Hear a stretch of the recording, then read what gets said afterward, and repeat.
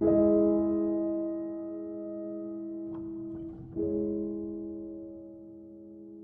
you like to be the President of the United States? I really don't believe I would run it, but I would like to see somebody as the President who could do the job, and there are very capable people in this country. Why wouldn't you dedicate yourself to public service? Because I think it's a very mean life.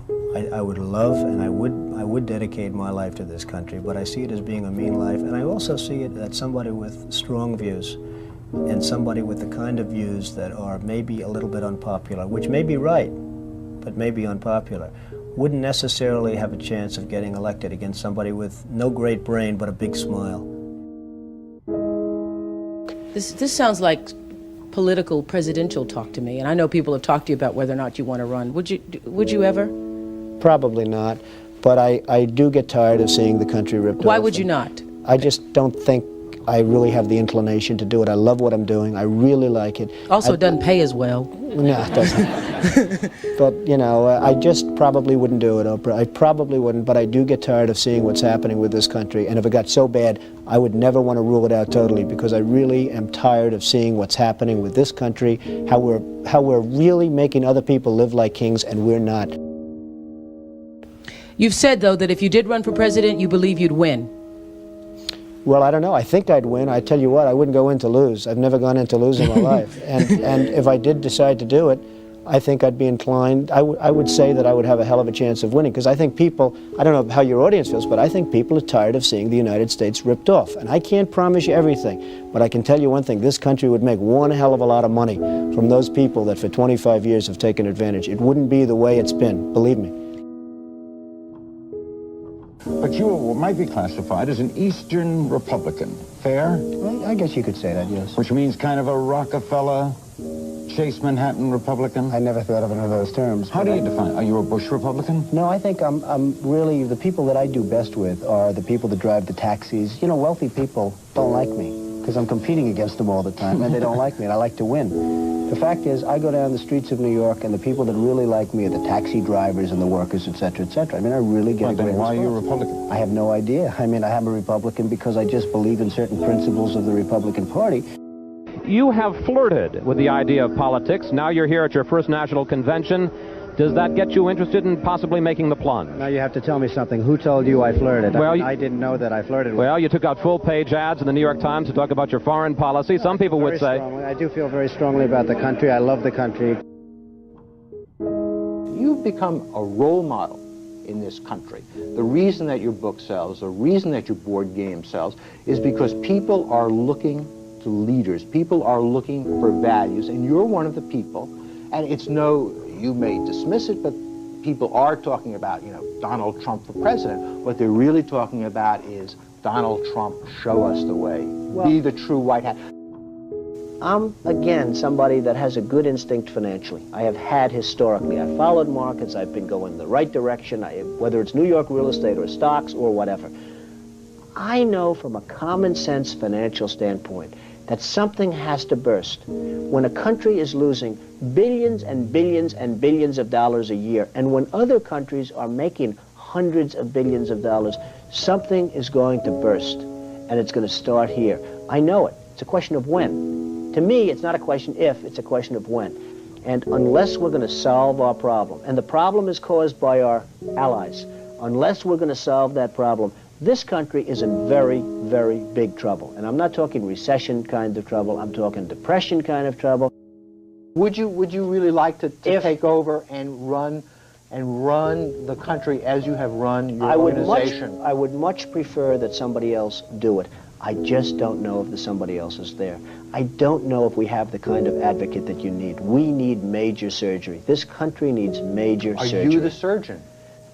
I think I do a fantastic job, but I really would prefer not doing it. Are you saying you will take it only if drafted? No, I'm not saying that. I'm saying that I hope that somebody comes along who can be an advocate, and I think that somebody will be so popular, But you haven't seen anybody. He or she will be the most, but I don't see it now. I wish that person were there. But again, I do know one thing. It's not a question. This country is losing hundreds of billions. It's not a question if, it's a question when. I have never understood how this is possible. I have never understood how somebody throughout this country didn't sue the United States government and have that overturned. I mean, you had people, investors, investing over a 10-year period for under a set of conditions. And this is, as I was talking before, playing the game. We're all playing by a certain set of rules. The rules were changed for the government, but they weren't changed for us. I mean, it was an incredible circumstance that happened. And people went bust by the hundreds of thousands, and I hope you weren't one of them in terms of that, but obviously you know a lot of people that were. They changed the rules on taxes, and you have some incredible situations where people guaranteed personally a stream of payments to be paid over a 10-year period based on a stream of tax benefits for perhaps a very good job, like a low-income housing development. Nothing wrong with that, a very positive thing. And after 2 years, they got wiped out with the taxes, and yet they still owed all of this money. And many of these people, most of these people, had to declare bankruptcy. They couldn't pay it. I deal with foreigners all the time. I deal with foreign leaders all the time. I know many of the foreign leaders probably better than a lot of the so-called candidates that are running on the Republican and Democratic tickets. I think I'd get along very well with them. And I think you'd have a lot less gridlock in Washington if I decide to do this and if I won. You know, nobody talks about the soldiers that are coming back with no arms and no legs. And I saw at Mar-a-Lago on Mondays, I make Mar-a-Lago my club that you know about. In Palm Beach. I make that twice now. On a Monday, I let returning Iraqi injured soldiers come to the premises. The most beautiful people I've ever seen, but they're missing arms and legs. They're with their wives, sometimes they're with their girlfriends, and the tears are coming down the faces of these people.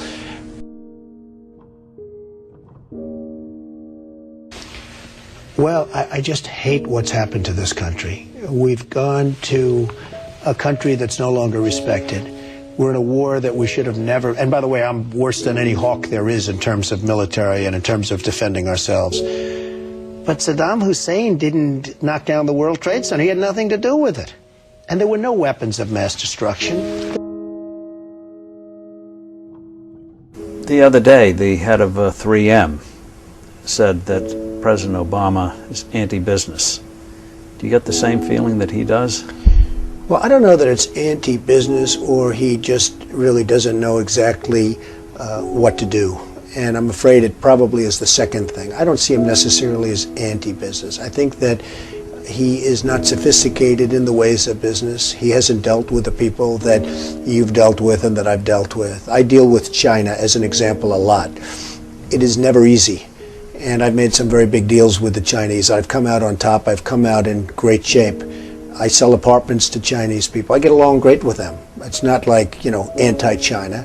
I just think it's ridiculous that we allow them to do what they're doing to this country with the manipulation of the currency that you write about and understand, and all of the other things that they do. And frankly, if I were them and if I could get away with it, I'd take my hat off to them, frankly. They do get away with it. And I hire companies all the time, and it's so hard for our companies to compete against Chinese companies. I mean, these companies have such an advantage, whether it's glass for a curtain wall or whether it's, and you use the term because you know what's happened, sheetrock. I mean, they used to give us sheetrock, just give it. And everybody that was unfortunate enough to use Chinese sheetrock had problems. I mean, problems like where people were dying from it. The good news, Steve, our product is much better, but with the manipulation of their currency, it's very, very, very hard for our companies to compete. But I'll certainly do whatever is necessary and however I can help, whether they want me to make speeches, whether they want me to contribute, raise money, I'll do whatever I have to do. We need somebody great as a president.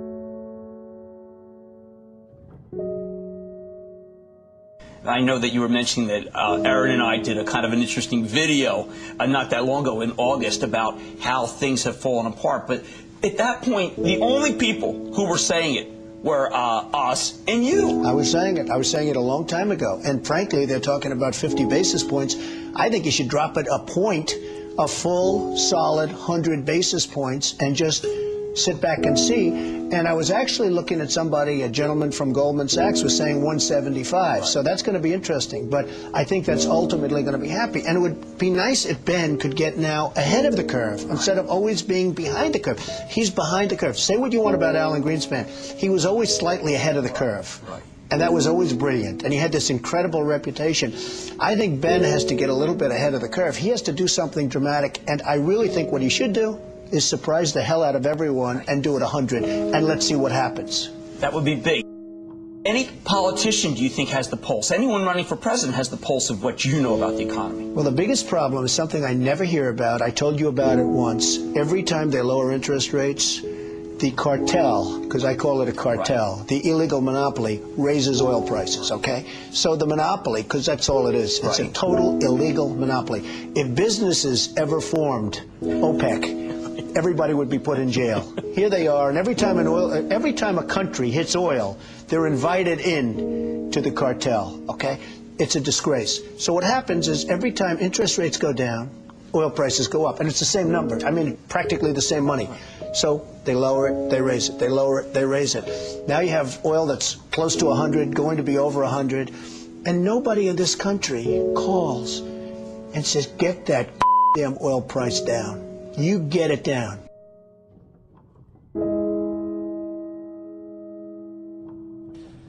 But I have to tell you that our country is in serious, serious trouble. We owe $17 trillion on debt.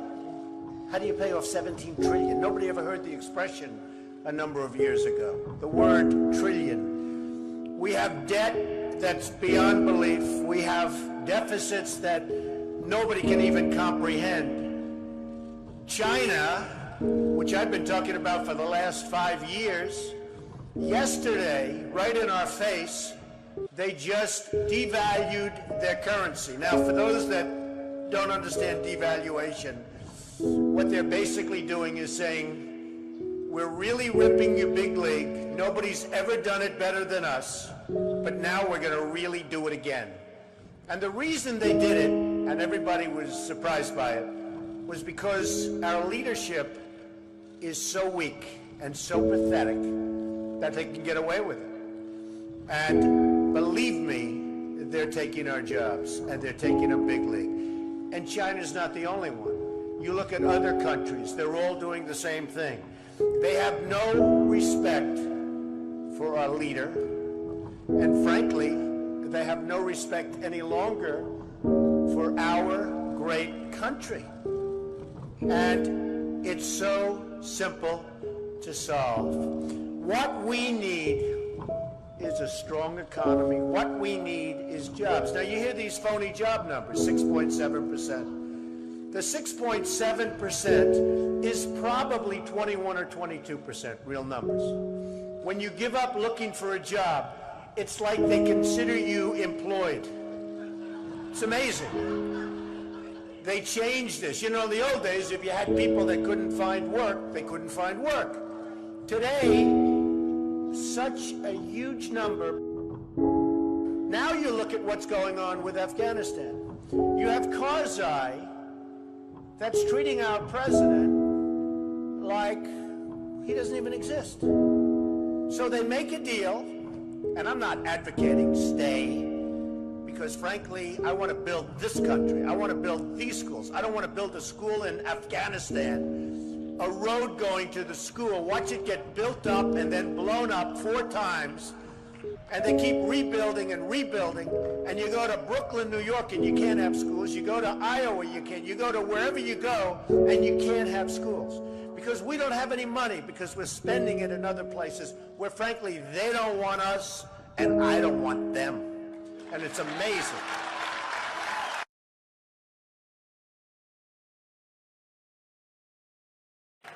Our country is in serious trouble. We don't have victories anymore. We used to have victories, but we don't have them. When was the last time anybody saw us beating, let's say, China in a trade deal? They kill us. I beat China all the time. All the time. When did we beat Japan at anything? They send their cars over by the millions. And what do? When was the last time you saw a Chevrolet in Tokyo? It doesn't exist, folks.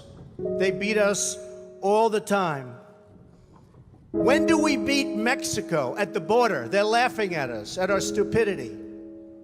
And now they're beating us economically. They are not our friend, believe me. But they're killing us economically. The U.S.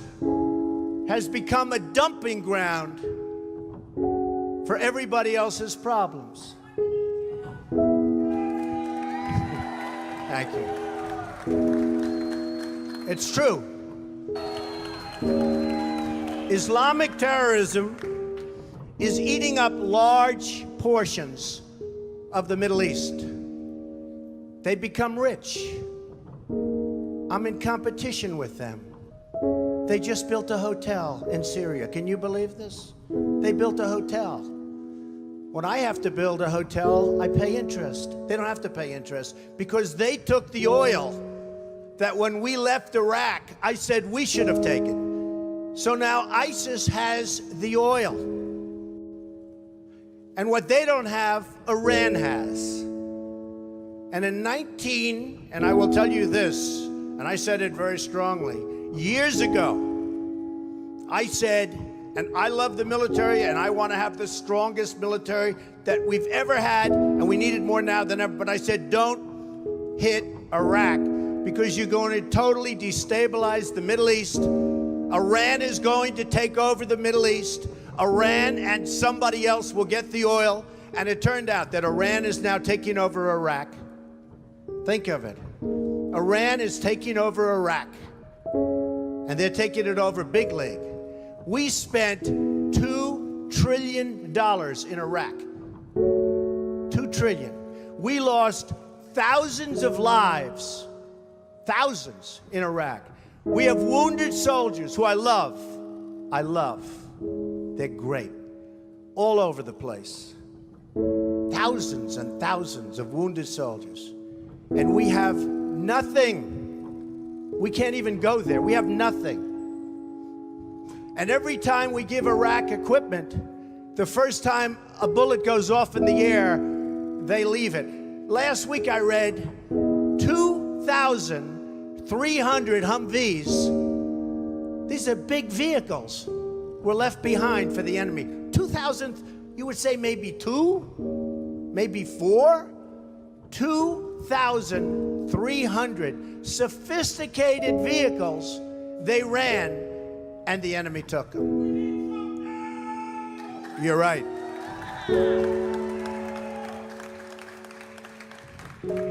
Last quarter, it was just announced, our gross domestic product, a sign of strength, right? But not for us. It was below zero. Who ever heard of this? It's never below zero. Our labor participation rate was the worst since 1978. But think of it, GDP below zero. Horrible labor participation rate. And our real unemployment is anywhere from 18 to 20%. Don't believe the 5.6. Don't believe it. That's right, a lot of people up there can't get jobs. They can't get jobs because there are no jobs. Because China has our jobs and Mexico has our jobs. They all have our jobs. But the real number is anywhere from 18 to 19 and maybe even 21%. And nobody talks about it because it's a statistic that's full of nonsense.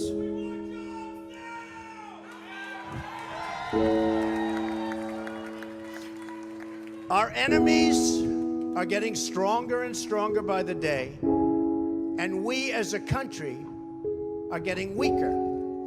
Even our nuclear arsenal doesn't work. It came out recently.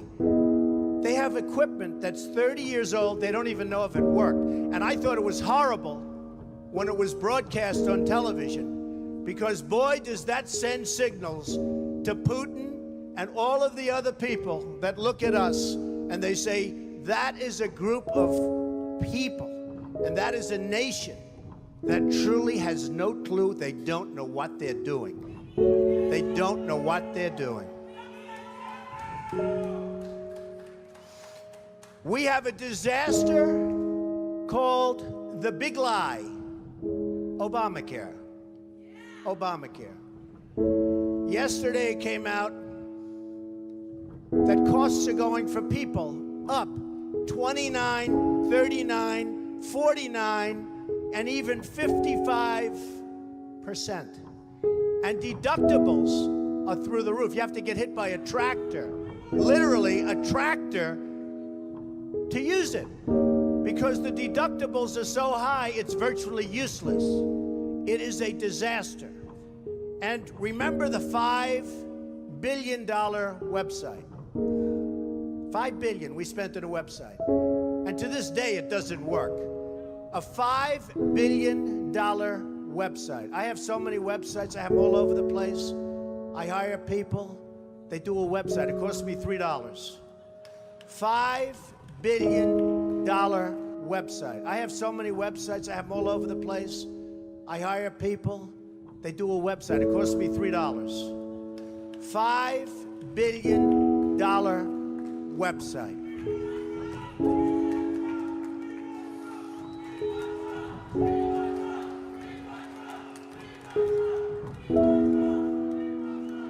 Well, you need somebody, because politicians are all talk, no action. Nothing's going to get done. They will not bring us, believe me, to the promised land. They will not. As an example, I've been on the circuit making speeches, and I hear my fellow Republicans, and they're wonderful people. I like them. They all want me to support them. They don't know how to bring it about. They come up to my office.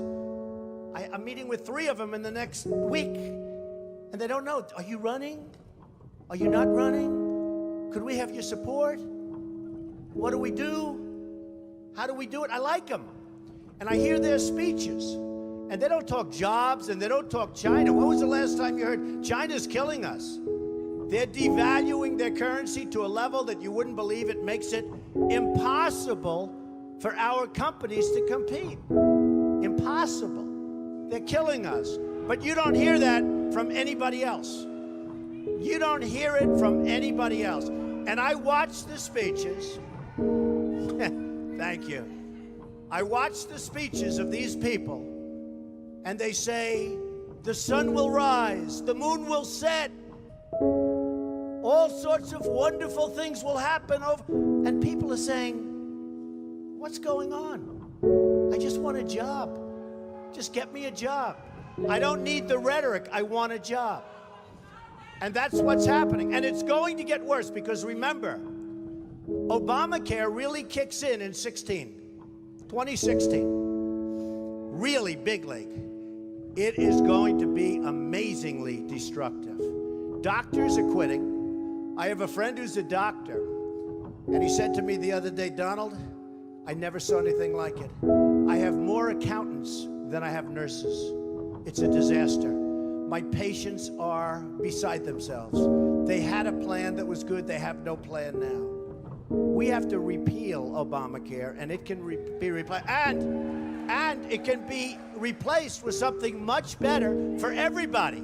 Let it be for everybody, but much better and much less expensive for people and for the government. And we can do it.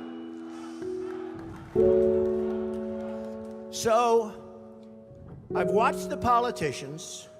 I've dealt with them all my life. If you can't make a good deal with a politician, then there's something wrong with you. You're certainly not very good. And that's what we have representing us. They will never make America great again. They don't even have a chance. They're controlled fully.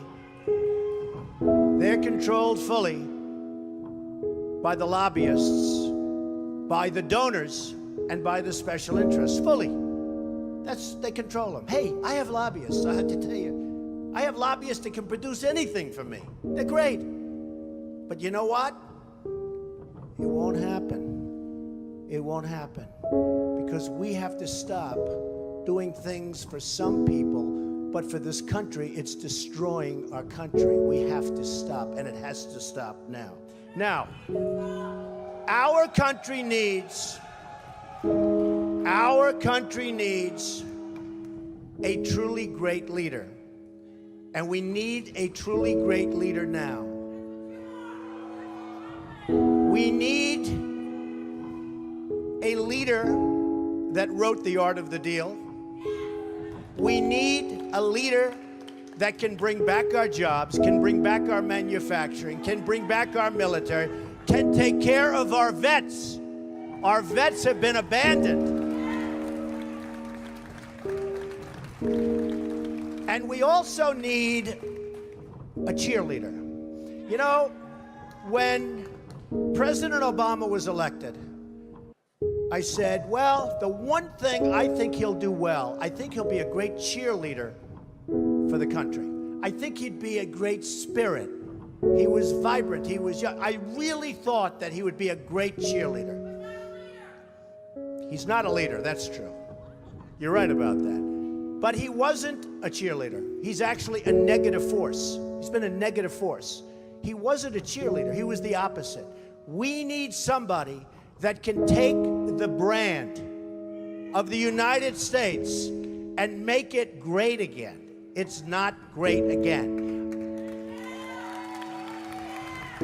We need